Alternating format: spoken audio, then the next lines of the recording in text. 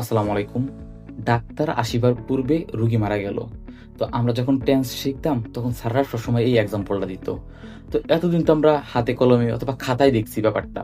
But বাস্তবে আমি আজকে একটা প্রমাণ পাইলাম। এই যে রিসেন্টলি যে একটা কাহিনী ঘটলো সিলেটে সাদা পাথর চুরি নিয়ে।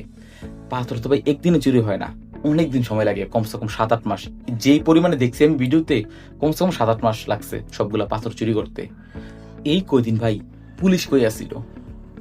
এখন দেখি ভাই ব্যাপারটা জানাজানি হওয়ার পর সবাই একদম আইসা নৌকা গাইটা ফেলতেছে, এই করে ফেলতেছে, সেই করে ফেলতেছে। মানে কি এক অবস্থা! মনে হইতেছে ভাই দেশের মধ্যে কোনো অনিয়ম নাই। যখনই অনিয়ম শুনে তখনই ভাই পুলিশ আইসা পড়ে। তো ভাই ৮-৯ মাস কই ছিলা তোমরা?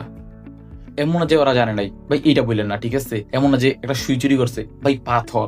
একদম মানে এত বড় জায়গার পাথর চুরি করে ফেলছে। ঠিক আছে? তো এটা তো ভাই একদিনে হয় না, ২ দিনে হয় না। ৭-৮ মাসের কাহিনী।